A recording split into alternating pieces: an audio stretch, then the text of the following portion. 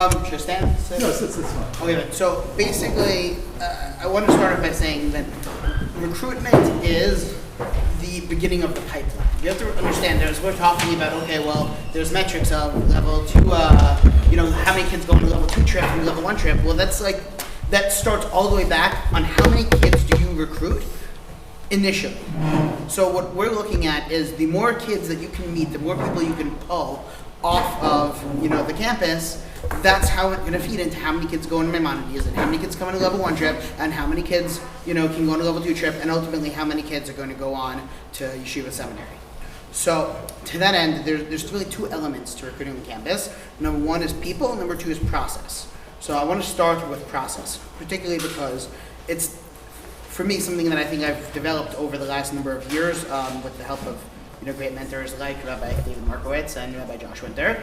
And it's also the most frustrating to deal with when I meet other Makarvim and people who are in different elements of areas of Kiriv or any kind of job where it requires gaining leads. Is process is just so incredibly important, and when the process is broken or there's no process whatsoever, it just means that you're going to be disorganized and you're not going to be as successful as you could be.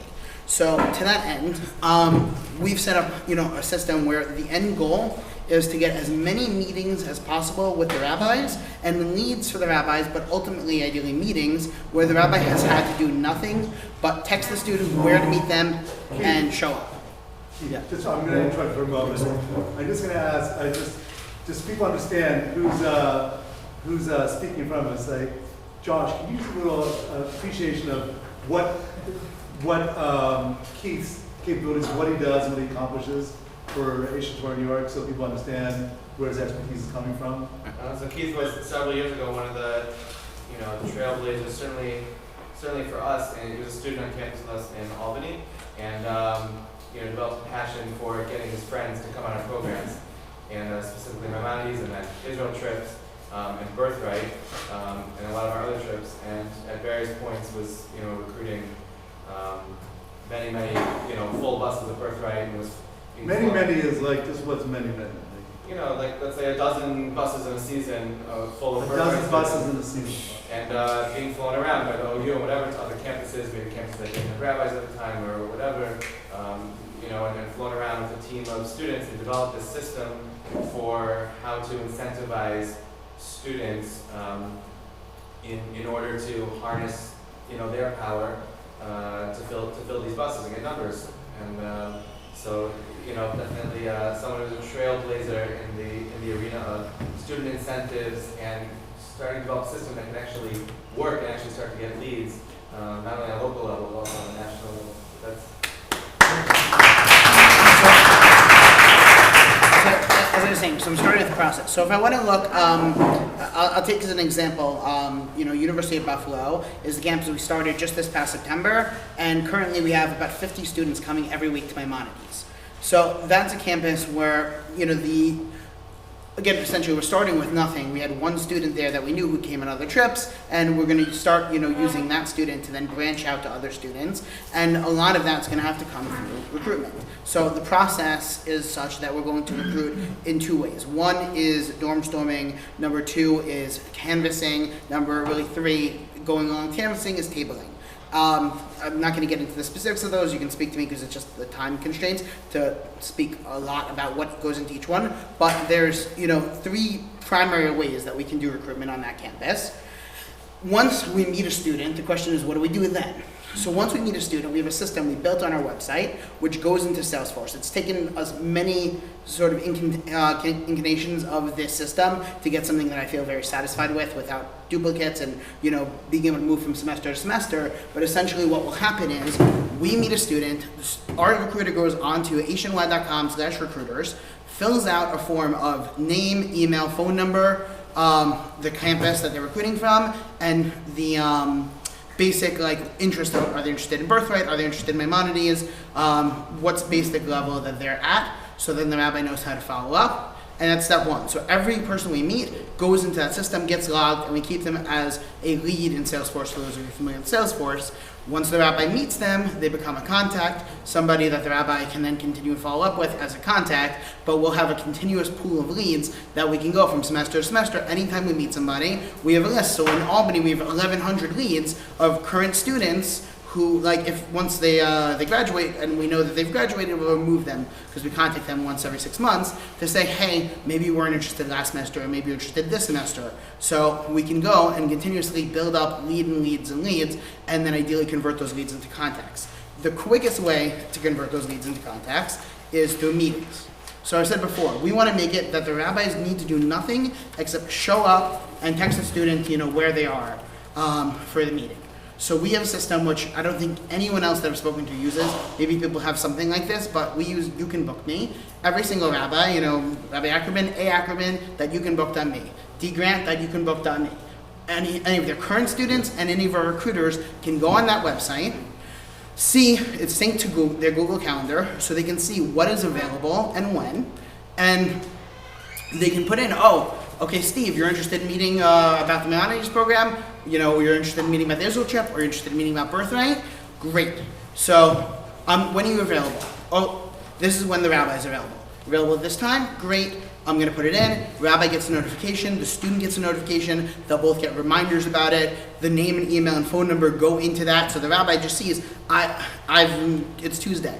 I have meetings at 11:30, at 12, at 1 o'clock, at 2:30, set up by recruiters, and just each one, all they need to do is text the meeting and say, hey, I'm at the hub in the Starbucks, and just show up. And that's it. It makes it very... Keith, I'm sorry. These student recruiters, they're not you. You've gotten students. So that's what I'm going to get to in a second, which is people. So this is, I'm just talking strictly process. So again, once the rabbi meets with the student can become a contact, and the goal of every meeting is another meeting, and ideally building that relationship, getting them onto programs and onto trips. But we want to create as big a pipeline as possible, and we want to create as many meetings as possible, and get as many leads as possible that we can continuously have in the pipeline, drawing new people into it and pushing people from the first stage through the pipeline on different programs. As far as people, which is really who you're recruiting, who are the recruiters, who is working for you. So really there's a few different options. Your best recruiting is always going to be word of mouth, right? Everyone knows that you have a program, you have students who come to it, you want them to tell their friends. So word of mouth is going to be great. But what we saw is if there's incentive for the word of mouth, it kind of helps draw people in more. So a lot of times, again, it depends on the campus. Everything is going to depend on the campus. In schools like Albany or Montclair or Buffalo, you have a lot of students who it's not easy to get part-time jobs. It's not easy to get flexible part-time jobs. And your students need money because they're coming from middle class or lower middle class homes where their parents aren't wealthy and aren't giving them lots of money to spend on drinking and whatever they want to spend money on. So we hire those students. That's going to be our first line of students to reach out to is our own students who believe in what we're doing, who like what we're doing, and they want to, they see us as an ability to work for us and push it forward and make it something that they can, take responsibility for. But at the same time, it's not just like, hey, be an activist. We want, you to make a kinyan on it. We want you to take it very seriously. So we're going to pay you hourly, and, that hourly rate has to be determined by your budget and by, the campus needs. And, again, some campuses are going to be harder, so you'll pay more. Some campuses, average Albany, we've been paying $10 an hour for the last 4 years, and it's been fine. People are still very happy. What are the advantages of having students do the frontal recruitment rather than rabbis? I think when a rabbi does the recruitment, I feel like it's chasing. I feel like a lot of times you have, however old you are, like, it just seems like, oh, come to my program, come to my program. It seems kind of desperate, as opposed to if you're a student, and it's like the students don't need to know that they're incentivized when they're telling other students. They're like, yeah, I come to this awesome program every Wednesday night, or I get awesome home-cooked food every Friday night. Like, let me come, you can come with me. Okay, they get money for bringing their friends and setting up the meetings, or, we have a different incentive structure, typically, say $25 for everyone you get on Birthright, $50 for getting someone who graduates Maimonides, $10 for any meeting. If you set up a meeting, set up a meeting with a rabbi between your friend or someone and a rabbi, and you'll get $10 for it. And yeah. What do you spend on average a year on student recruiters? It depends on the campus. Typically, I would budget around $1,500 to $2,500 per campus, depending on what our goals are at the campus. If you're not happy with, I guess, measuring the success of those recruiters and you're close with them, do you have to fire them? What do you do? So typically speaking, that's an excellent question because it definitely happens. A lot of times, look, again, we're talking metrics, and metrics are important. So we've seen that the average recruiter should get about 2 names an hour. That's just if they're tabling or canvassing. That's not talking about word of mouth, because a lot of times they can go on Facebook, like we've had one girl in Buffalo in particular who's super involved in the fraternities and sororities, and within the first couple weeks she set up 20 meetings for us, and it took very little hourly work for that. But I think, if someone's not doing well, I think they know it. I think most of the time what ends up happening when one of your students is they sort of know they're not doing well, we pay them for their time, and then we just don't call them to start keep recruiting again. And if we're not calling on them, they're not typically coming to us, okay, when can I recruit? Because they kind of know. I think that's what happens the majority of the time. Where it gets a little more sticky is there are times when a student will say, well, I worked these 10 hours, and we'll say, well, you only got this amount much. It's hard for me to see what you did with your time. And most of the time, you're talking about minimal $50, $100 that it'll cost us to compensate them for whatever work that they did, and then just not use them again moving forward. And typically speaking, they understand that. Or, yeah. If you don't use them again, will they continue to attend your program? Most of the time, yes, because you're again, you're looking at it as 2 separate things. Again, there's also a separation in that when a rabbi has a student that they're interested in recruiting, so the rabbi will say, this student wants to recruit. Keith, can you meet with that student? I'll meet with the student, and I'll be the one who's communicating with that student. And so there'll be a conversation at some point of well, again, I tell the student this when I train them and I hire them, is, we have an expectation of you should be getting around 2 names an hour. So if you're not getting 2 names an hour, number one, let's look at, well, where are you recruiting? Let's look at what time you're recruiting. Let's look at the different, factors that could be causing you to not be doing as good of a job as you could be doing. And thereby, I'm going to, say, okay, well, let's try something else because this isn't working. And, you try enough things and they just stop calling you and they stop working. You're paying them for your time and then you're done, But again, when they do work out, again, and going back to the Buffalo as an example, we have these 50 students. Probably about 25 of them are sorority fraternity people who we paid our recruiter there, Jenna, and she recruited, let's say 10, and those 10 each brought a friend, and so that kind of brings it up, and we're only paying for the ones that she directly recruited and she directly took credit for, which is the way I manage that is when they're putting in the leads that they get, there's a little field that says recruited by. So I can look at the end of the semester and cross-reference every person who graduated Maimonides or went on a trip with who was they recruited by. Keith, I just want to understand, so if I'm on a campus, I can, sounds great, I can call you and you'll train me what to do, or you'll find me, I'm not exactly sure, so how does Again, so with our campuses, right, I'm going to sit down with each of our rabbis or each of our rabbinic teams at the beginning of the semester. I'm going to say, okay, what are our goals for this semester, right, and how many people, okay, so this semester, this campus, what? What are your metrics for the semester? Well, not what are your metrics, more what are your metrics in terms of okay, we're doing Maimonides on this campus, but we're not doing birthright on this campus. Or this campus we're doing birthright and we're doing Maimonides. Or this campus we do birthright only this summer and we do Maimonides both semesters. And if we're doing Maimonides, well, how many people do we want in Maimonides? Do we want 50 people? Do we want 30 people? And based upon what we want, so we try to figure out, okay, if we want, 50 people in Maimonides, in order that 25 of them should go on the Israel trip, then we need to meet minimum 150 people to make sure that we get a third of them to convert and come into my Maimonides program. In order to meet 150 people, that means we're going to have to get leads for say 300 people because half of them will actually come and meet with us. So if we need 300 leads, then we need to do 150 hours of recruitment.